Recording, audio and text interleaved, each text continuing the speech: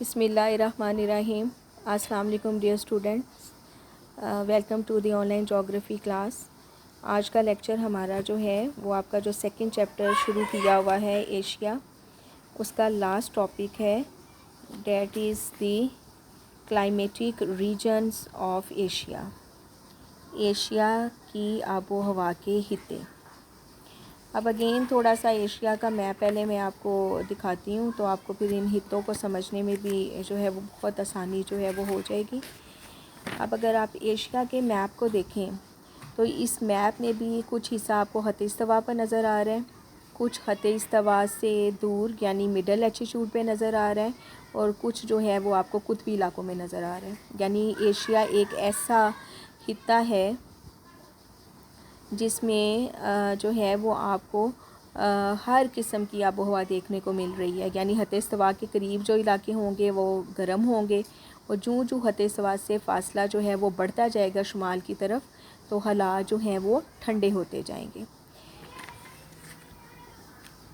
اسی لوکیشن کو دیکھتے ہوئے جو اوور آل خطے بنائے گئے ہیں ساؤتھ ایشیا کے, وہ ہیں جی استوائی خطہ ایکوٹیریل ریجن, نمبر 2 پر ہے مونسون ریجن مونسونی خطہ, نمبر 3 پر ہے desert region of central Asia وسطی ایشیا کا صحرائی خطہ, نمبر 4 پر آ جاتا ہے ٹیمپریٹ ریجن منطقہ معتدلہ کے گیاہستان میڈوز آف ٹیمپریٹ ریجنز.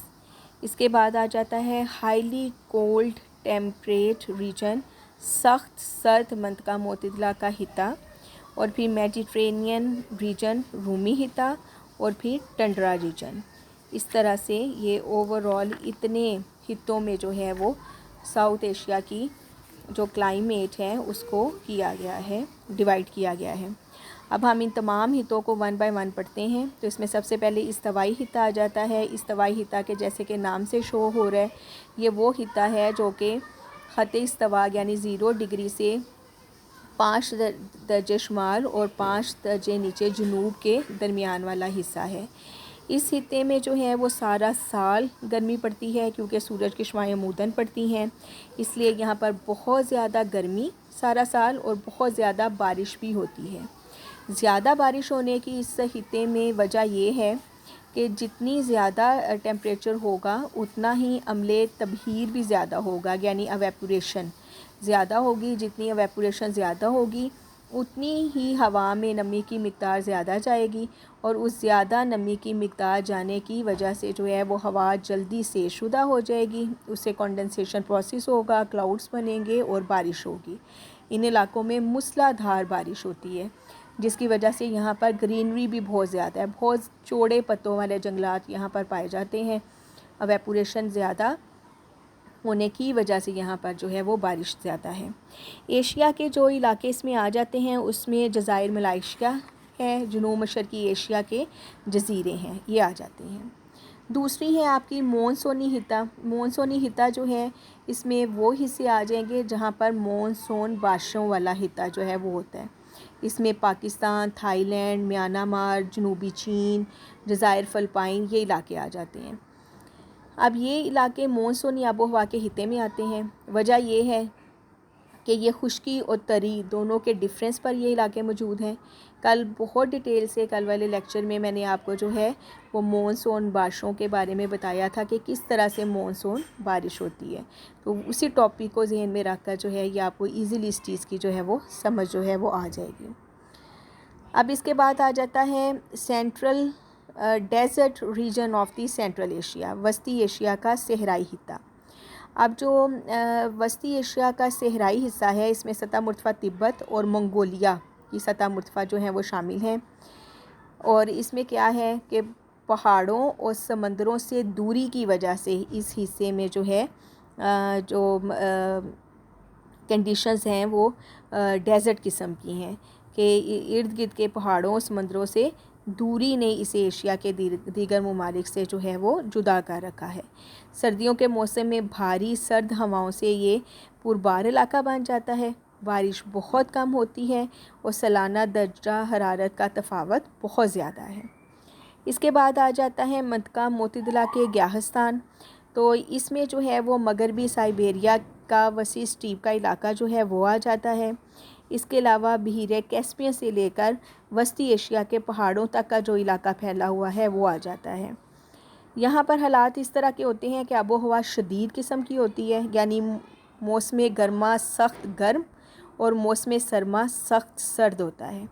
اس خطے میں جو سالانہ بارش ہے وہ 500 ملی میٹر کے قریب ہوتی ہے، اور بہت زیادہ جو ہے زیادہ بارش ہونے کی وجہ سے یہاں پر بہت زیادہ گھاس کے میدان ہیں، اور ہر طرف جو ہے وہ گھاس ہی گھاس جو ہے وہ نظر آتی ہے۔ اس کے بعد جو ہے وہ ہے سخت سرد منطقہ معتدلہ کا خطہ۔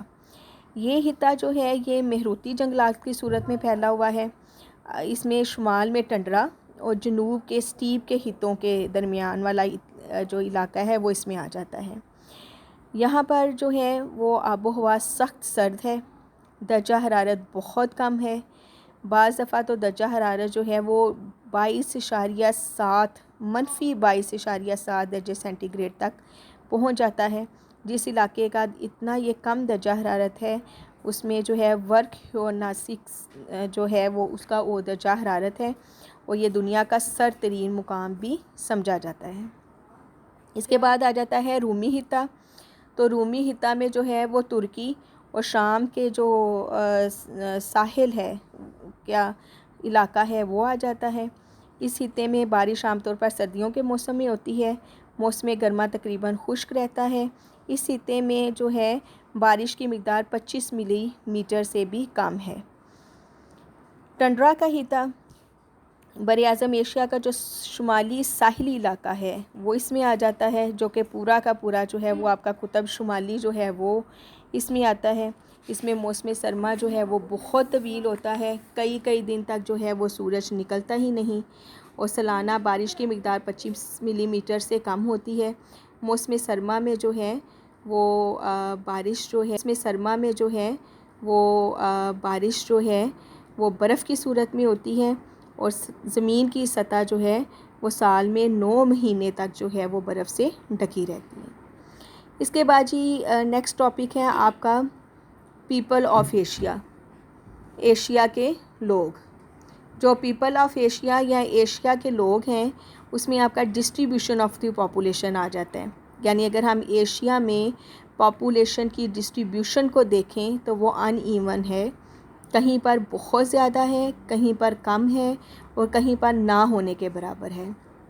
وجہ اس کی اگین ابھی جو آپ نے کلائمیٹ کا ٹاپک پڑھا ہے، کلائمیٹک ریجنز پڑھے ہیں، وہی ہیں کہ کچھ حصے اس کے خط استوا کے قریب ہیں جو کہ بہت زیادہ گرم ہے، تو وہاں پر بھی پاپولیشن کم ہوگی، اور کچھ جو ہیں وہ قطب شمالی تک پھیلے ہوئے ہیں جو کہ بہت ٹھنڈ جہاں پر ہیں، جو منجمد رہتے ہیں سارا سال، تو وہاں پر بھی آبادی جو ہے وہ کم ہوگی۔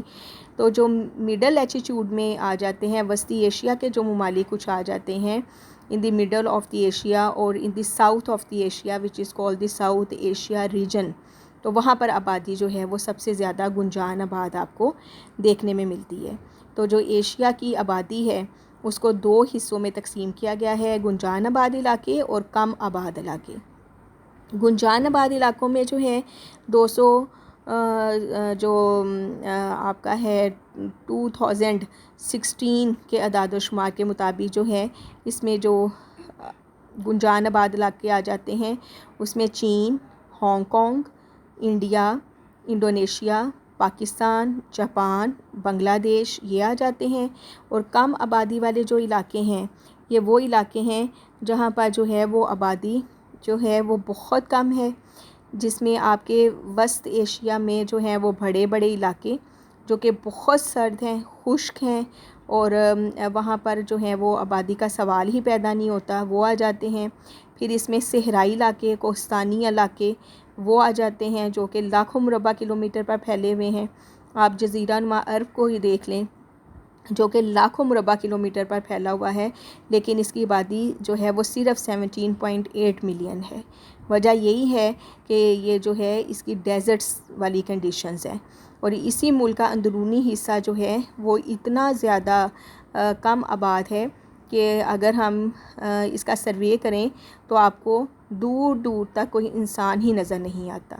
اسی طرح سے سائبیریا کے علاقے جو کہ بہت زیادہ ٹھنڈے علاقے ہیں، وسیع میدان، سخت سرد والے ہیں، وہاں پر آپ کو 5 اشخاص فی مربع کلومیٹر پر جو ہے وہ نظر آتے ہیں، یعنی اتنی کم آبادی ہے۔ ایشیا کے زیادہ تر لوگ جو ہیں وہ اب بھی دیہات میں رہتے ہیں، لیکن تیزی سے جو ہے وہ شہروں کی طرف مائگریشن والا جو ہے رجحان بہت زیادہ بڑھ گیا ہے۔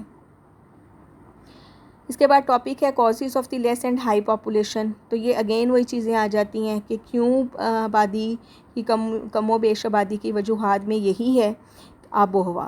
سب سے بڑا فیکٹر جو ہے وہ آب و ہوا کا ہے کہ وہ علاقے جہاں پر مونسون والی کنڈیشن ہے، جو کہ ٹراپیکل ایریاز ہیں، مونسون، اور جو آپ کا چینی خطے ہیں جہاں پر آب و ہوا جو ہے وہ اچھی ہے، تو وہاں پر آپ کو آبادی بھی گنجا نظر آتی ہے، وہاں زمین بھی زرخیز ہے، حالات سازگار ہیں انسان کے رہنے کے لیے، اور وہاں پر آپ کو جو ہے وہ نظر آتی ہے آبادی زیادہ۔ اور جو بنجر علاقے ہیں یا بہت سرد ہیں وہاں پر آپ کو آبادی نظر ہی نہیں آتی ہے۔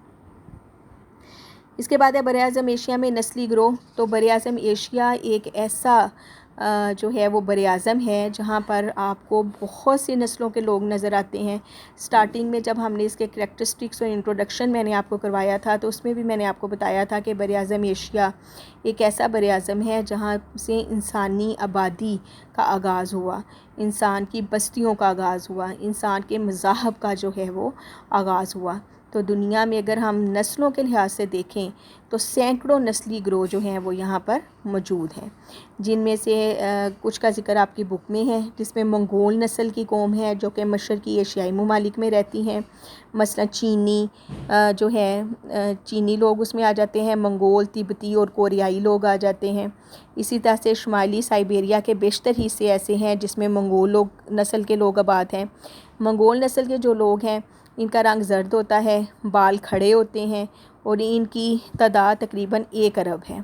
جاپانی لوگ جو ہیں وہ منگول اور ملائی کی مخلوط نسل سے تعلق رکھتے ہیں۔ روس میں جو ہیں وہ سلافی لوگوں کی اکثریت ہے، اور اس طرح کے لوگ جو ہیں وہ روس کے مغرب حصے میں رہتے ہیں۔ اسی طرح سے کوہ کاف سے مشرق کی طرف ایران اور وسطی ہندوستان تک اگر ہم دیکھیں تو آریہ نسل کے لوگ جو ہیں وہ آباد ہیں، جو چھوٹے چھوٹے گروہوں میں تقسیم ہو گئے ہوئے ہیں۔ ملائیشیا کے لوگ بھوری نسل کے لوگ کہلاتے ہیں۔ جنوب مغربی ایشیا کے عرب اور یہودی سامی نسل سے تعلق رکھتے ہیں۔ جنوبی ہند میں دراوڑ لوگ بستے ہیں جو ہندوستان کے قدیم باشندے مانے جاتے ہیں۔ افغانستان کو اگر آپ دیکھو تو وہاں پر پٹھان قوم آباد ہے جو جنوبی ایشیا کی مشہور قوموں میں شمار ہوتی ہے۔ اس طرح سے بے تحاشا نسلی گروہ جو ہیں وہ بھی براعظم ایشیا میں جو ہیں وہ آپ کو پائے جاتے ہیں۔